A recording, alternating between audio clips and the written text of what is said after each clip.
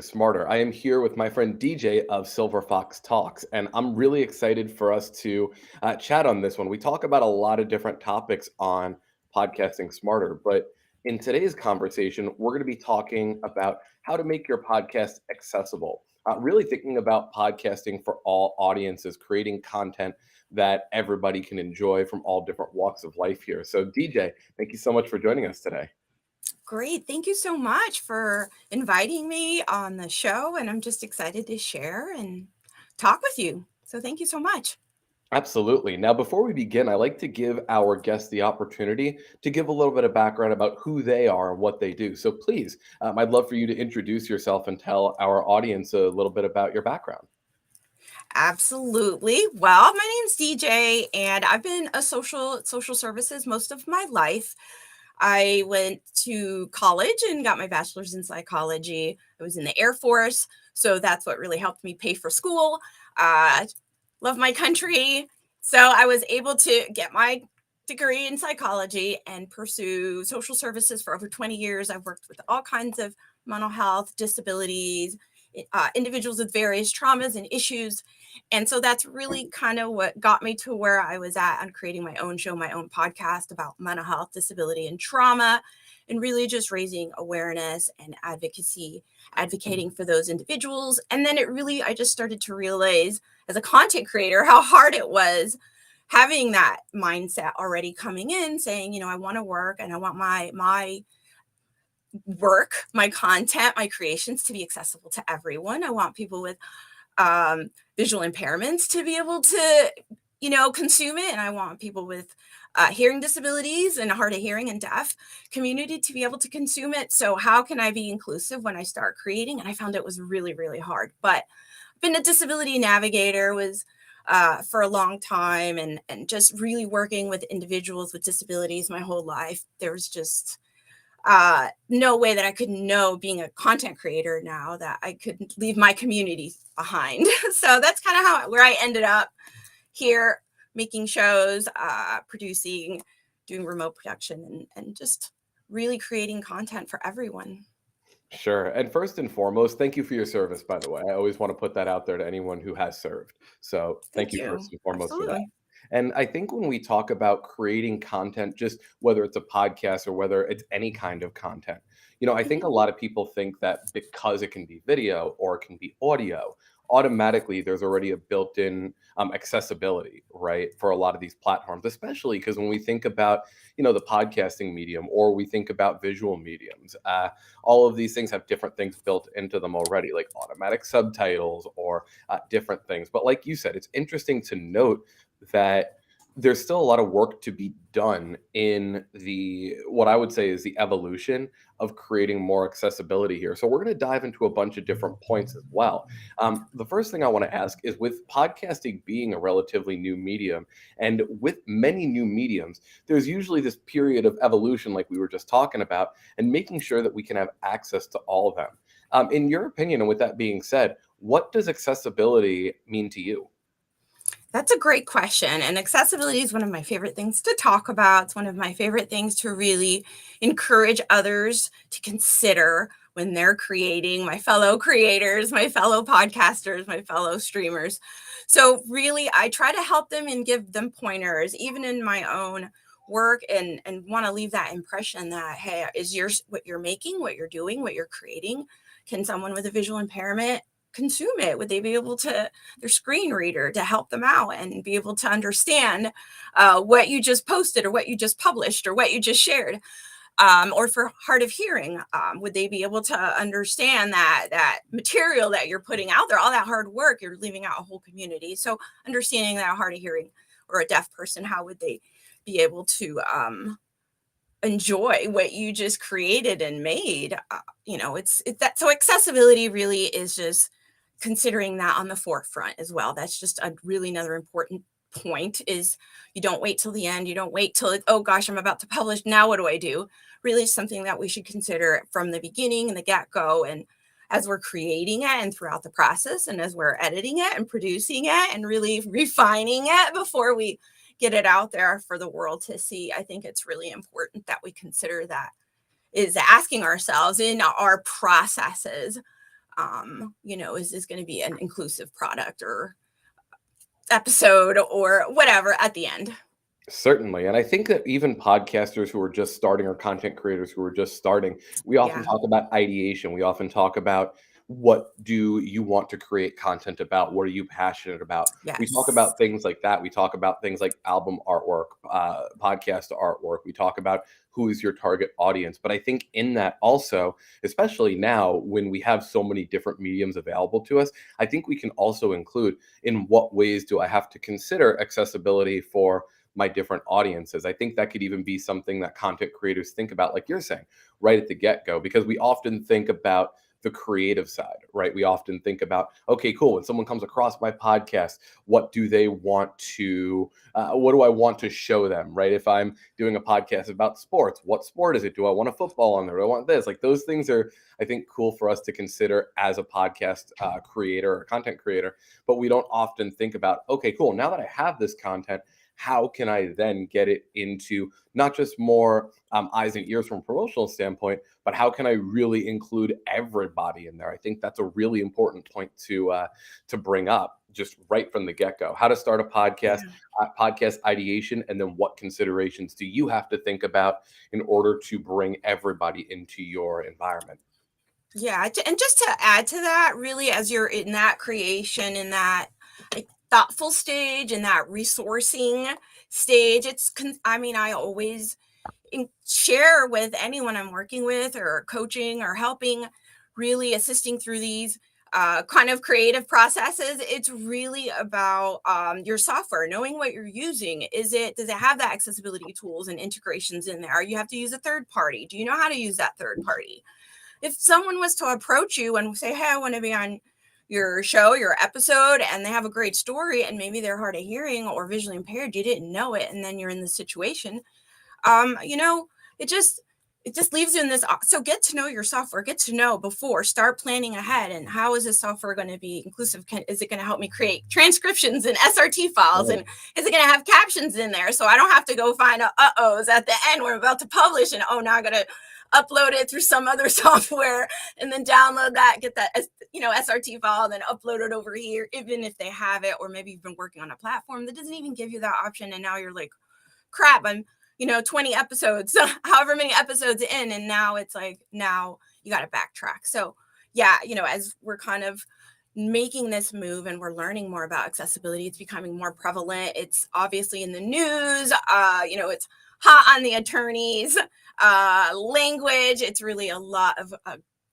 well, we're not going to get into government or anything like that, but I've worked with government agencies and I can understand, a lot of that other back stuff.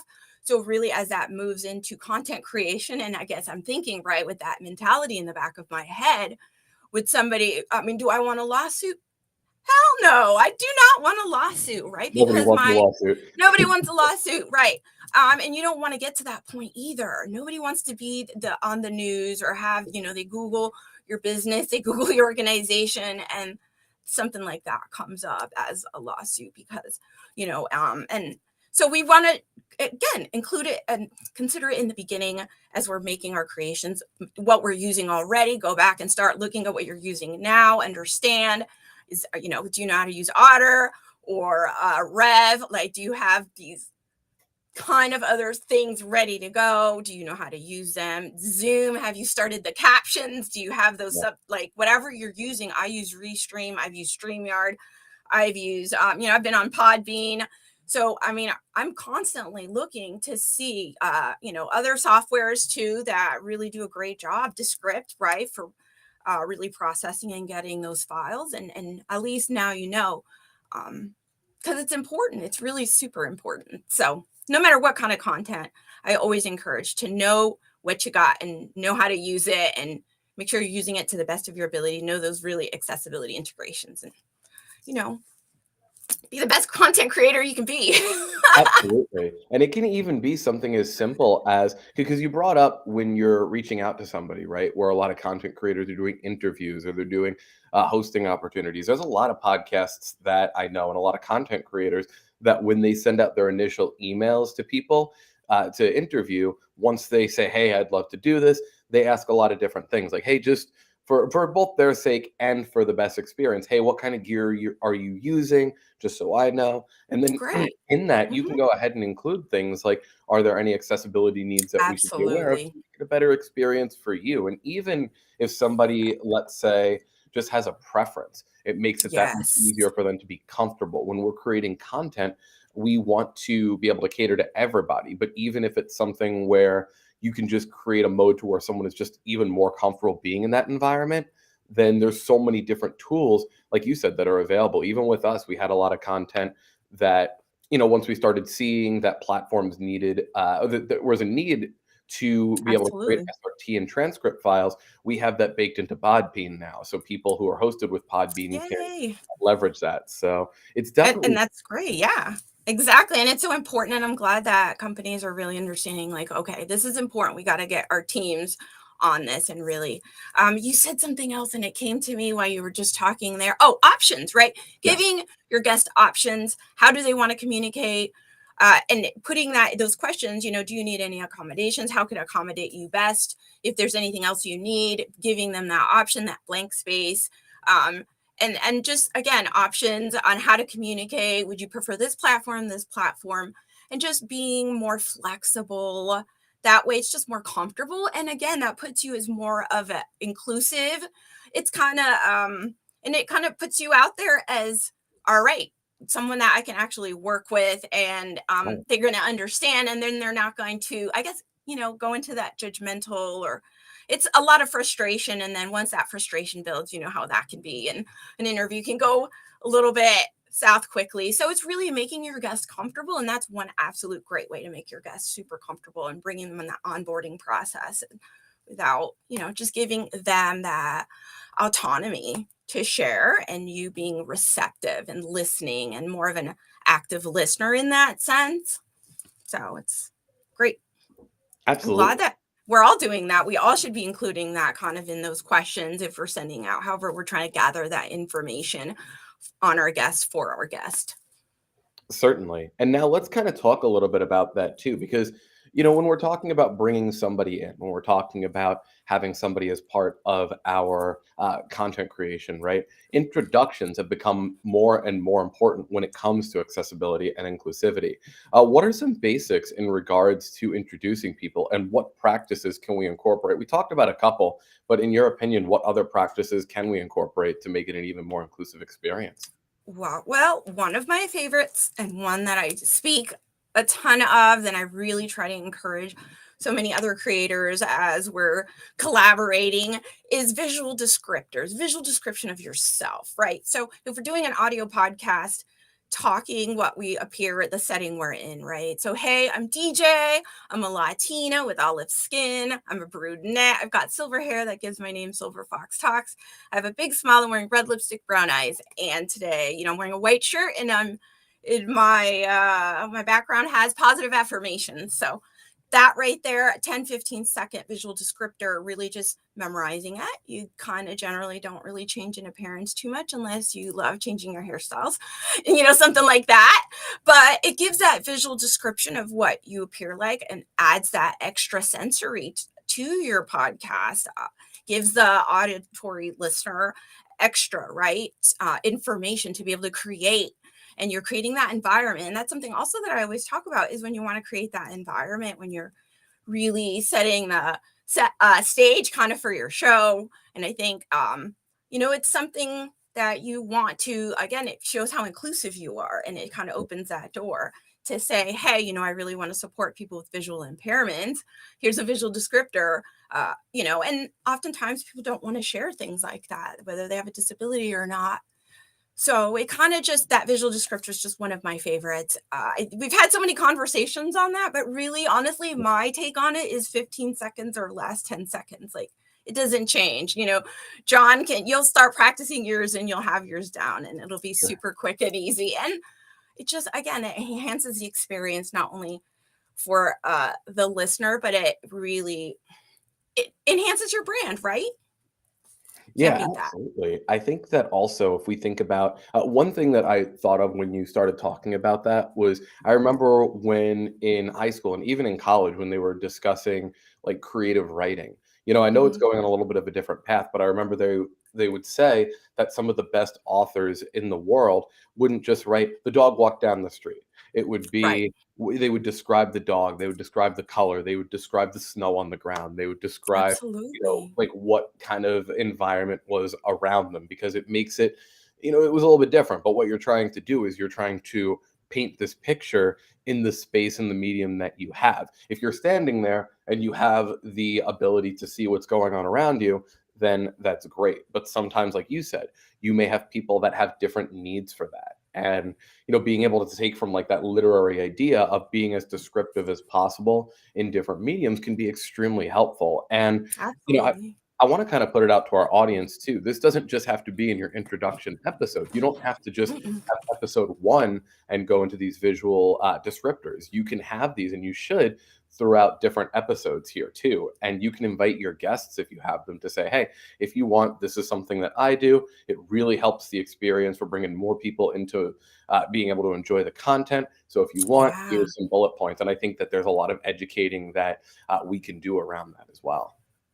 I love that. I mean, you just hit that nail on the head. And that's something that we talk about as a Toastmaster in public speaking or storytelling or creative writing or poetry or anything. It really is about those descriptors and really creating that setting to really give that consumer to know where they're at and they can feel safe and they can feel comfortable and they can kind of have that orientation, right? It really just helps create. And I mean, it really helps with the ultimate creation of it all. And yeah, I should be in every episode. Every episode, you're wearing a different color shirt, or I may be wearing a different lipstick, or whatever. You may be in a different setting. Everyone creates differently. So whether you're changing settings, how cool is that to add? Hey, today, we're this episode's over here, over there. So it's just really interesting, and it really brings a lot of value, I think, to your creations, to your episodes, when you can give your audience that extra sensory addition. And again, it helps people enhance, right? Enhances. You don't know how they're going to really receive that information, but it's really important, I think. And that's one of my favorites. So, and it's And I think it always can good to share. even deeper too. I think if you're somebody that's using these visual descriptors, you can bake them into a lot of the content that you do. Even so Mhm. much to where you are using it to help build, like we talked about, build the scene. But what you're Mhm. doing also, Throughout. you can, yeah. So, like for example, you were talking about the shirt. If you have a really positive message on your shirt, and you notice that your guest does too, uh, I think what you can do also is you can choose to have it be as kind of technical as we're talking about, where it's like, okay, cool, here's the block where I talk about this, or even during the show, hey, that's a great shirt. I noticed it said this, and you can bake it into kind of the Oh, yeah. storytelling side of it. And I think that there are things right up front that you can do to announce, hey, this is the setting that we're doing for here. But as you go through the episode and you're saying, oh, I'm talking to this guest, I noticed that you had this in the background. There may be Yeah. A book, a picture. exactly. Yeah. And that just Yeah. paints the scene of who that person is. Someone listening or someone watching might go, oh, I have that book too. Or, oh, I'm interested in the same things. And it helps just build not just the ecosystem and the environment, but it also helps you connect even more with the Deeper. host. And I think that's really important too. So it's not just a side of accessibility, but it's also Right. creating an even more enveloping and engaging experience for your content from a creative side too.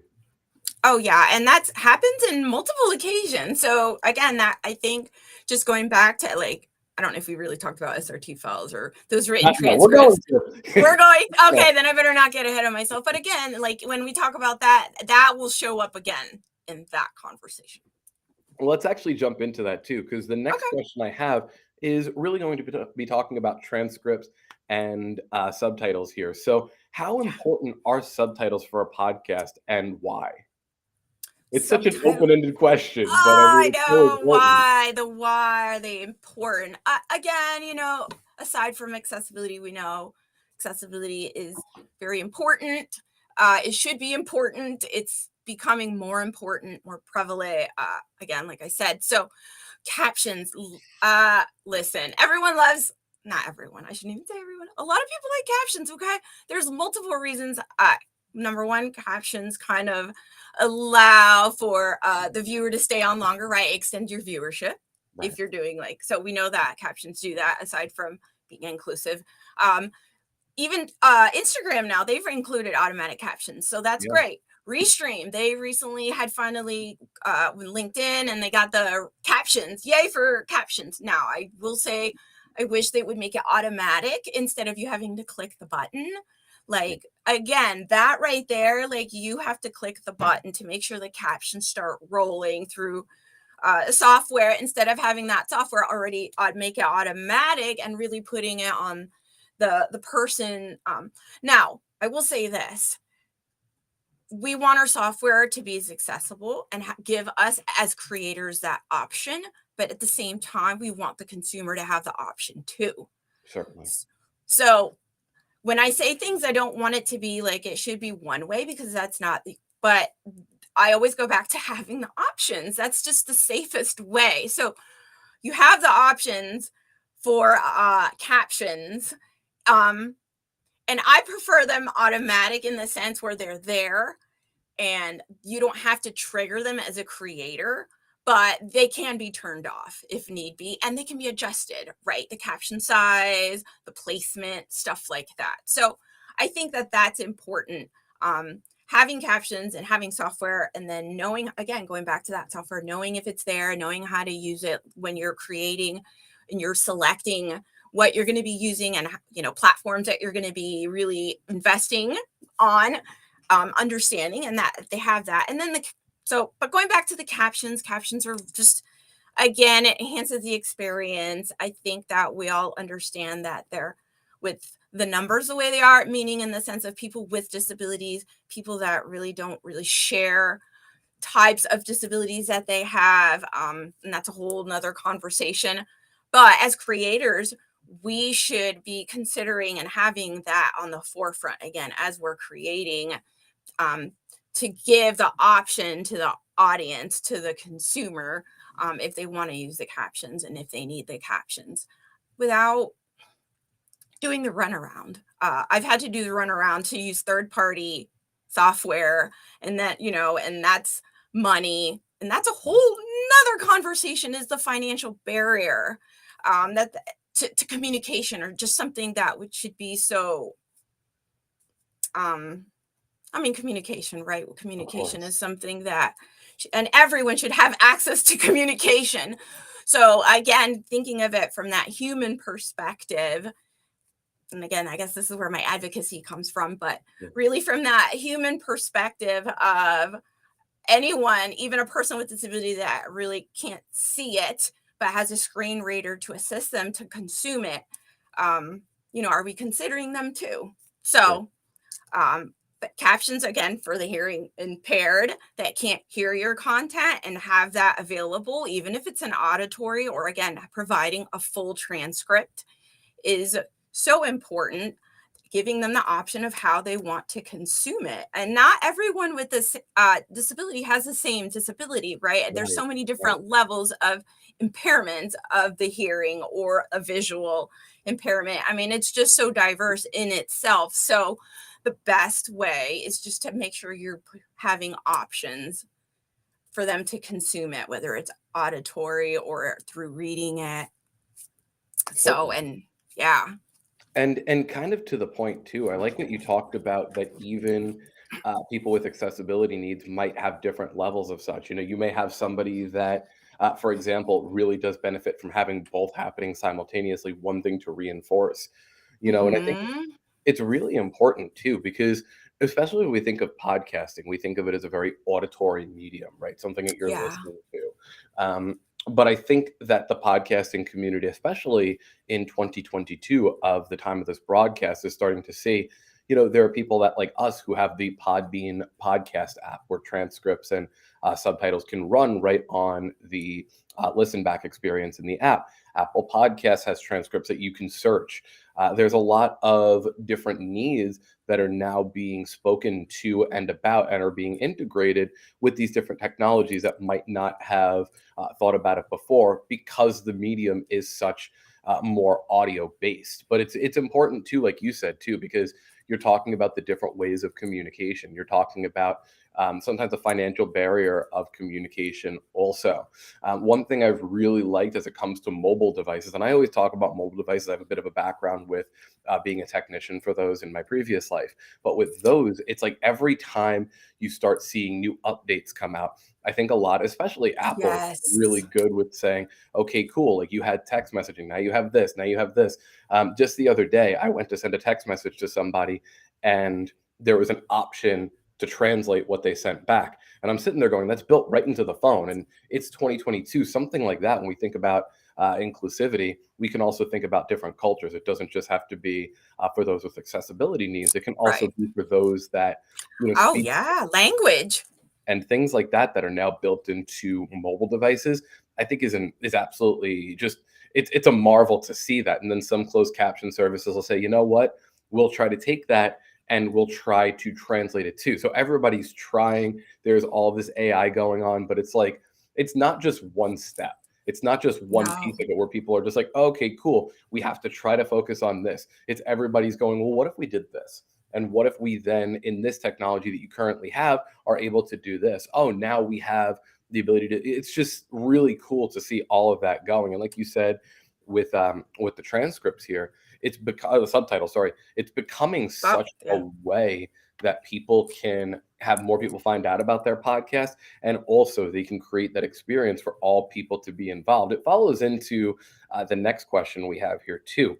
A lot of podcasts have started to offer listeners, in addition to subtitles, transcripts. In our service, we call the closed caption service what you would say is subtitles, but we also have it as a transcription service, right? So it's kind of like, to us, Great. there's a little bit of a gray area because it serves a similar need. But what are the benefits of offering a full transcript for your show's episodes?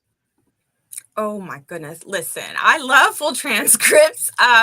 So I'll just start with because Zoom, everybody knows Zoom, and I think that's very like, and that this is a good example of how they've included it. Sure. And now I just love the transcripts when I'm in the Zoom room and they have it and I click it and it's like now I can follow the conversation a little bit better. Right. I can, if I lost something, if my brain gets all squirrely, again, so different disabilities right there, whether it's neurodiversity that we may share, right? Mm. And we need to, oh gosh, I need to go back and reread that or rehear that, or how can I go back, replay that, go back 10 seconds, speed it up, slow it down, just all those options. I think that sometimes, and to not to also say that when something new comes like that on our phone or the newest update and includes this accessibility feature, we get excited. We see the benefit in ourselves. We Right. probably never would have said, "Oh, I need that." But when it's there, you're like, "Wow, I really love this. I can use this. This is great." Right. So, even in those things, like we don't realize that that was, has a very specific purpose, but it's so useful to everyone. So again, goes back to those files and those SRT files and those transcripts. They're so useful for so much. You don't have to, you can put them through other software. You could do other things with them. You can offer them. You can copy paste them. Just to have that available rather than just an audio only, that it's just it can be picked apart a little bit. Like you can really use it for other multi-purpose and repurpose things like that. Um, And then also just to talk about real quick, because we yeah, said that we were going to bring up SRT a little bit later.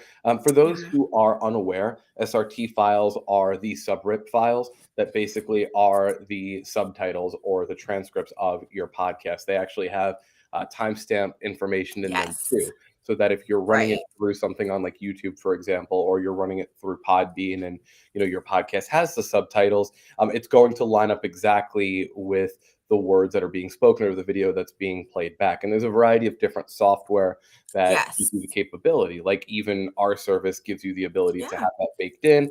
You can download those as TXT or SRT files to use in other places. There's a lot of different ways that you can get access to SRT files. So I just wanted to kind of put that little underline under the whole SRT conversation that we're having here. Yeah. You just reminded me of something. If your software offers it, grab it. Yes. Download it. Download the video file, the audio file, the SRT file, right? Get the MP3, the MP4, the SRT. Like save them all. Put them on your external. Put them on your wherever you store your stuff. Grab it, keep it, because it's going to be useful. It's going to be helpful. You go back now and all those audio podcasts, I might have to take those audios and run them through some software and find some art, get the SRT files and then upload them back into now, because softwares are, we're changing. Help me here. We're the evolution, Yes, excuse me, the evolution of us creating, right? And so now we're like, so we don't want to do that. So you just want to have it. You want to be able to submit it, enter it. And some places don't offer it yet, which is sad.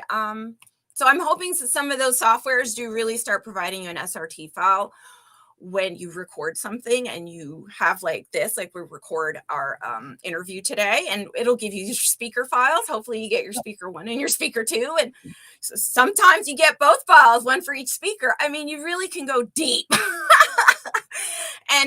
And then you start to realize, like, wow, how important. You copy paste your transcript file and put it over here in your video editor or whatever. It's just become so useful and helpful.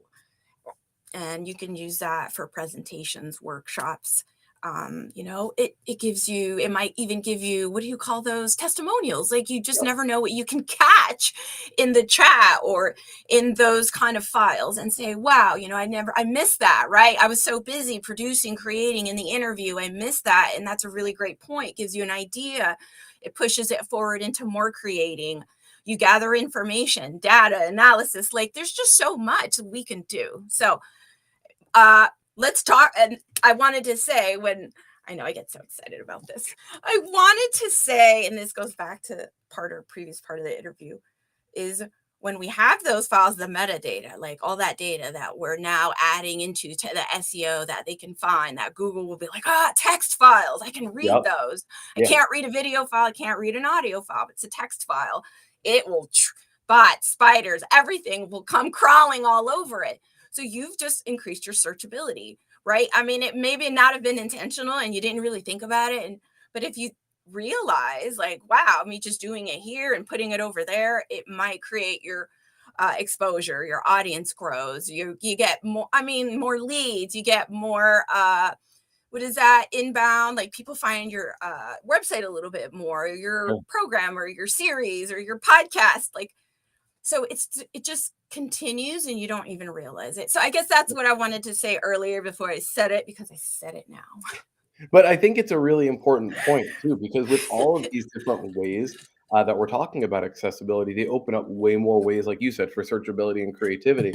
And for anyone who hasn't tried this yet with their podcast, go to Apple Podcasts and type in, if you have transcripts, or even just if you have something that you want to search, just try typing in like half of a sentence or part of a sentence, and you'll see podcasts that come up with a title and or maybe phrase, a description.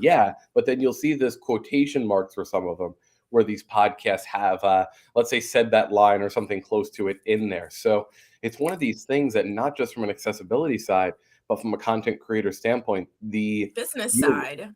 Exactly. The utilization and the awareness of creating a more inclusive environment has also given content creators a way to be more creative, create more content, and be able to be discovered a little bit more, which I think is such a huge benefit. And it actually, I want to talk about something here, because it kind of speaks to a little bit, and I use these segues a little bit, mainly because I think it's important for us to kind of see where we're going in the conversation. But let's say you're searching a transcript, or let's say something comes up.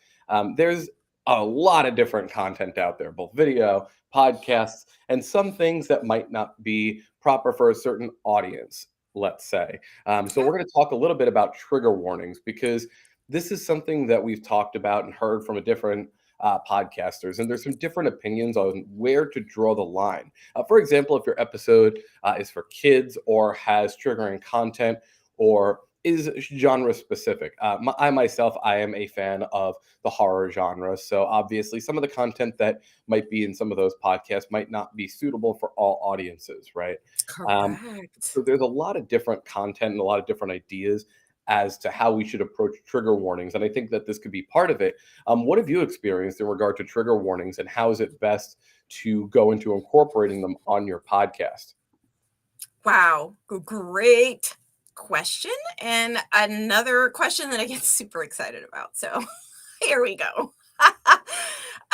Yeah, trigger warning. So full disclosure, I use them in mine. Every episode, I go ahead, I give a verbal trigger warning. I also have one on my card, my video card. I have one on the front cover, the art cover has a little trigger warning, discretion, because I talk about mental health, disability, trauma. We talk about suicide. We can talk about substance abuse and go in depth. We can talk about regular, like abuse, right? Sexual abuse. We can talk about all these different things and put that. And so I always add my trigger warning. My show is just not your, lighthearted kind of topics, but they're hard topics presented in a hopefully relatable, safe way. And I think safety in that trigger warning kind of lets people know, hey, this might be a little tough, it might trigger you, might give you kind of like some feelings. But if you want to go ahead, right? Like, again, you're giving them the option. There's been times where I don't like dark things, in the sense where I don't like, I don't mind horror movies in this. Sure. Like, that's fine. And I like music, dark music and stuff like that. But sometimes it's just hard, right? So given the times we're in, and not to get into politics or anything too deep, but given the times we're in, people are going through a lot. And so the trigger warnings really help. Like, I just think right now it's a sense of compassion, a sense of kindness. And I don't know if that's kind of cheesy or not, but given from the perspective and the approach and from the advocacy standpoint, I always want to encourage trigger warnings. I've had to tell friends, like, hey, you wanted me to listen to that Audible? That was a little, that was a little dark. That was a little deep. Like, you could have gave me a trigger warning. Like, there was just like a lot, and it would have been easy. So, I often feel like, if it triggers me, I'll just, and that's, I think as a creator, you want to know, right? Like, you want to know, is this stuff triggering? And, how can I alleviate? You don't want to turn people off either, right? Like, nobody wants to turn someone off. So you think of it that way. Would this turn somebody off? I want to, who you're speaking to, who your consumers are, your audience, who you want to, attract, but you don't want to offend. And I don't think anybody wants to offend or make anyone uncomfortable. And that's not the purpose of what they're doing, right? So in horror or in gore or in all that stuff, it is for entertainment, right? So we get that, right? Yeah, this is for entertainment purposes, but yeah, it might trigger you. Like, you don't know what someone's been through. So for me, I just think it's more of a kindness, compassion thing. It's a respect thing, in the sense, and just giving the listener or the consumer just that option to, if they want to proceed or not. And it doesn't have to, again, it doesn't take a lot, right? It's just like, Right. bloop, here it is. It might trigger you, it might not. And I always say, these are our opinions. This is just our experiences, and we move on to it, right? And I guess it just depends on the content you're creating at that point. So I really shouldn't speak much more to the how-tos. I can speak to my how-to, whether it's on the back end offering resources, or offering it in your information that you're providing for your podcast in there. Like, this conversation talked about this, but here's some resources. Even if you don't verbalize it in your podcast, maybe you have those wonderful crime ones, those podcasts that are just so fun. But you might want to say, hey, I don't know. Again, that's up to the creator. Certainly. But just the warning in itself, I think it just gives the listener the option. And it's a respect thing, or just to kind of, I don't know. I hope that answers the question, because I'm for it. It definitely does. And I think that, I like to use movies as an example, and especially horror, because, I've talked to some of my coworkers about this. I can handle some pretty like heavy and crazy horror movies. Like, I can personally, I can go down that road. When it comes to things that are happening in the real world, it's very different, because obviously, like, it's a different thing. But when you think about different ratings, even like the rating systems that we use for movies and things, it's video very games. broad. It's very broad. Like, something has to really sit 100% in one of the top, like, hyper categories in order for it to get the highest rating of like an MA or something like that. But Mhm, there are mhm. things that even sit in like a TV 14 or even a PG 13 kind of setting that can kind of skirt like, well, we say this once and we do this thing once, so we technically fit here, but this is in the same kind of vein as Yeah. hundreds of other pieces of content that actually don't have anything to do with any horror related, gruesome, or tough content, and especially when our audience isn't just, let's say, adults. You're talking about kids, you're talking about young Yeah. adults, you're talking about teenagers, you're talking about a wide gamut of things. And content creators also sometimes, when what they talk about is one topic, they will, in lack of a better term, they will go in between different interests. Like, and there was a case years ago where, for example, like YouTube now has the YouTube for Kids section, and it has to meet all of these conditions. But if you're somebody that does content that's geared towards adults, but you have SpongeBob in there, someone can go and, see your content that has SpongeBob, and everything else is not about it. So it's one of these Mhm. things where it's kind of a balancing act between how much do Yeah. you give away about your content up front to make the content you're creating as inclusive, and how much gives too much of the plot away. I think that for a Oh, lot of yeah. content creation, you can usually give a lot away, but I think that more and more you're seeing podcast content creators be really conscious of that. Hey, here's some of the more of the specifics as to what's Mhm. happening. Even you see it on Netflix, like this is rated whatever it is, but here's XYZ ABC that kind of happens in it. And it's very broad, but I think the more content comes out and the more artistic freedom people get, the more they're seeing, okay, cool, we have to be a little bit more specific here, a little bit more specific. Okay, Sure. like there's this kind of audience in the movie. What happens to this audience? Okay, maybe we put that, like I think Mhm. it's huge, and it's coming at, I think, in a time where there's so much content coming out that content creators are trying to figure out, okay, cool, how can we give as much as possible to make it inclusive, but how can we not give the whole plot away? Oh, of course, of course. Yeah, I mean, I get that. It's so you're right on, right on. Yeah, like we don't I don't want to censor, right? I don't want to be censored. Nobody wants to be censored, right? Totally. But we have to be responsible for what we're creating and how we're creating it. Right.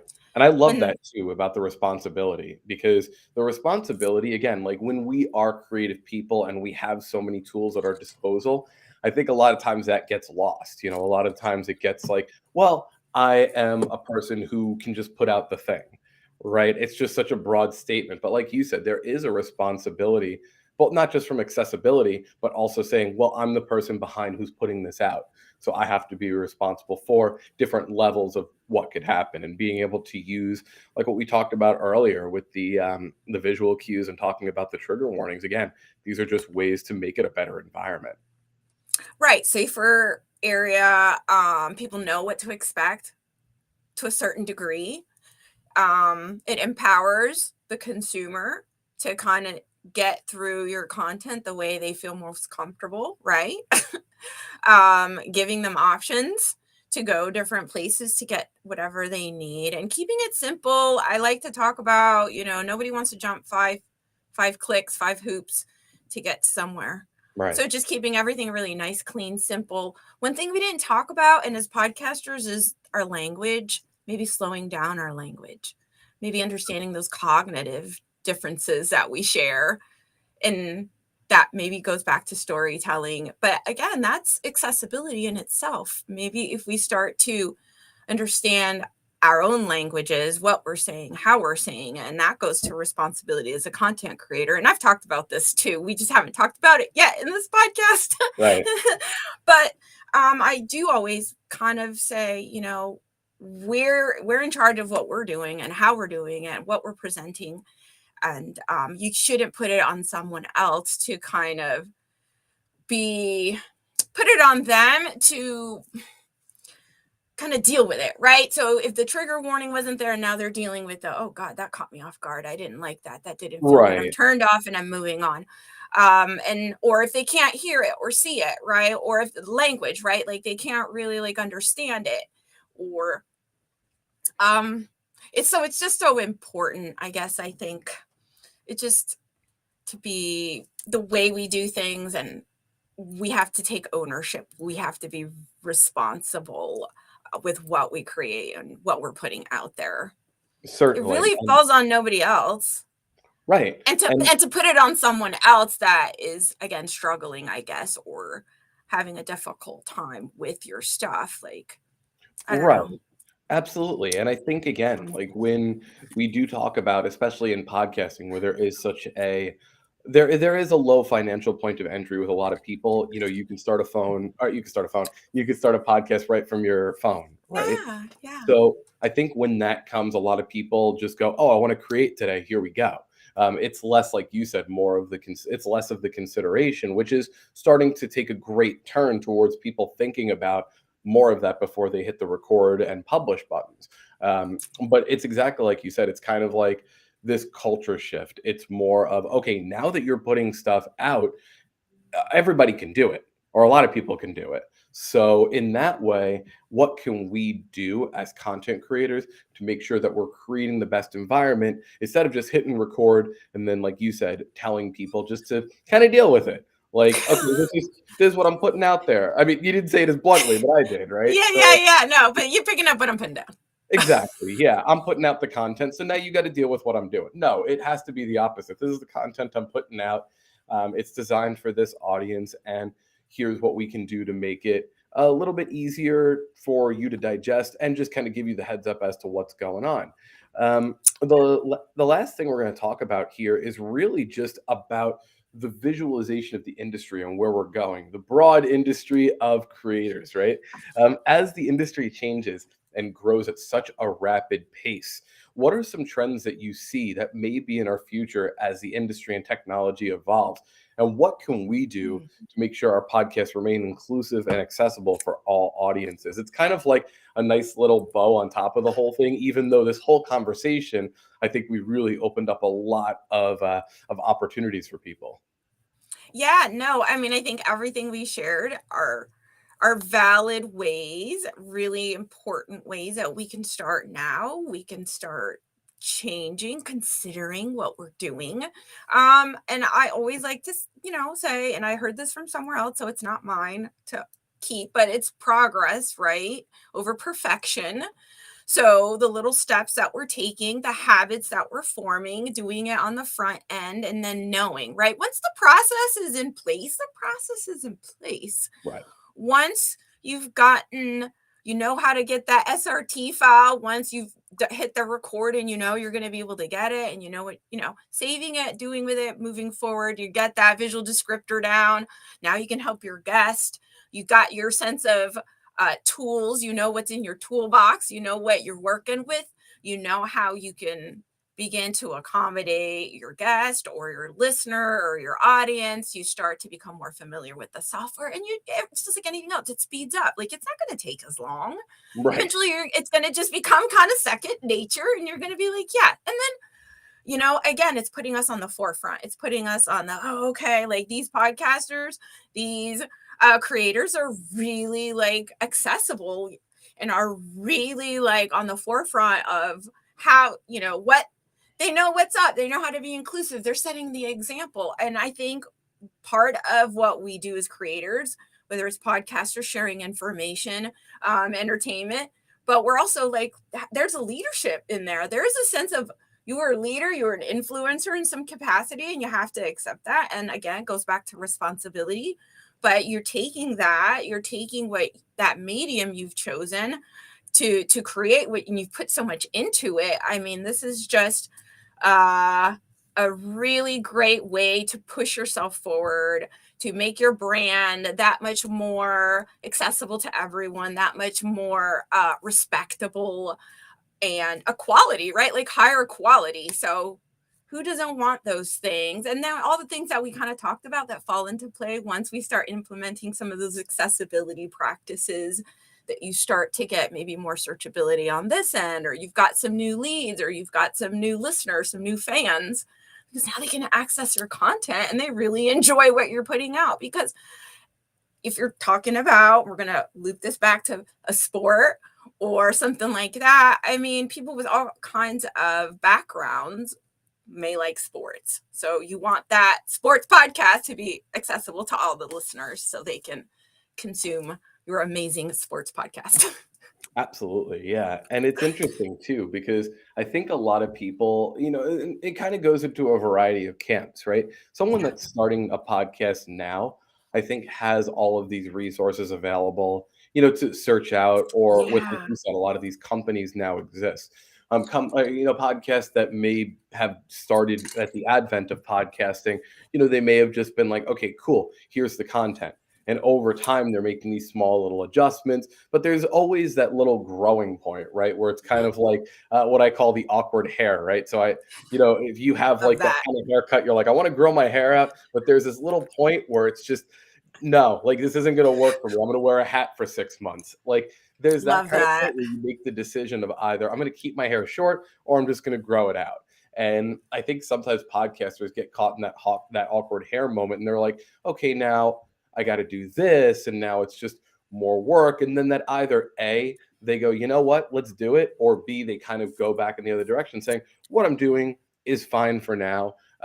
It's working for me. And sometimes that it's working for me, it's like, well, I'm getting something, but without taking the steps to go further, you're losing out on a potential audience. You're losing out on potential people that you could be bringing into that space. And I think that, going forward now, people have way more access to those tools to create that more inclusive environment. So for me, it's really exciting to see that, we're kind of getting out of that awkward hair phase of that creator community.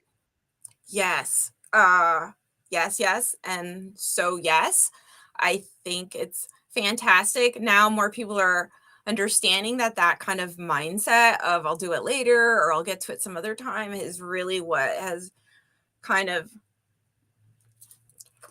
I don't want to say anything too offensive, but continues to separate. Yeah. Right. So, and it is time consuming and it is intimidating. Gosh, all those things are so true. Like, where do I start? But now there's people like us, right, that are starting to say, okay, if I can do it, I can help my friend do it. We can all start doing it. Then we can help the next person do it. And it's just that easy. Like, oh, it's just a visual descriptor, right? Like literally it was only like 5-10 seconds to kind of create that and do that throughout that plot line and really you start to realize how easy it becomes. It's again, going back to that, but that mindset of, oh, well, yeah, and just turning that blind eye. Gosh, that's terrible. But really, that's what we're doing. We're neglecting that. And for so long, it's happened. But it can no longer happen. That's Right. what we're saying is like, you can't keep doing that. And now there's people to help you, people like me, people that want to be like part of that forward progress into being more inclusive and diverse and having, just really upping their brand and what they're doing, their organization, their business, just saying, okay, it's really worth it. Like it really is important, but you have to kind of, like you said, make that commitment. Like you have to lean into it. Absolutely, yeah. And I think that I'm grateful for where we are. And I know that we're all grateful for where we are with seeing that now there are so many ways and people like yourself that are able to bring that to the forefront. Yeah. Before we end our interview here, I want to give you the opportunity to tell people where they can find you and where they can see and hear and experience more of your content. Oh, wow, John. Thank you. Okay. So just where you can find me, I love LinkedIn. LinkedIn is one of my favorite platforms. You can find a lot of my stuff there. YouTube, definitely on YouTube. Silver Fox Talks is my handle. I'm on Twitch. I'm on Twitter. I'm on Meta. I mean, I'm on all the platforms. When it comes to like my content, Instagram, I think, aren't we all everywhere? I think so. Don't really do TikTok. I don't really do TikToks, but I'm kind of down with those reels because I love music. So I'm like, But you oh, just did the little dance, so now that's going to become a GIF. So yeah. So we'll see. Oh, great. I love it. I can't wait to see what comes out of this interview. I'm sure it's been a wild one. Well, I thank you thought. so much again for making the time to chat with us. There's a lot of really cool content here for people. I think we also gave a variety of resources, but what I'll ask you to do also is post broadcast here. If you'd like to send over any resources too, please, we'll put them in the description for people too. And I want to thank Absolutely. our audience here for listening and watching this episode of Podcasting Smarter. If you're looking at us over on YouTube or you're subscribed over to us on Podbean, Apple Podcasts, wherever you're checking us out, please feel free to subscribe. We have a lot of great content and a lot of great interviewees coming and a lot of great things that really showcase how great the podcasting community can be. If you are checking us out over on social media, Facebook, Twitter, Instagram, please go ahead and follow us there. We got a lot of great content, a lot of really cool things that we're posting over there. And as always, if you're looking to start a podcast, you can check us out at www.podbean.com, PODBAN. Starting a podcast has never been easier. And thank you so much, DeeJae, for making the time to chat with us today. You got it. Absolutely, John.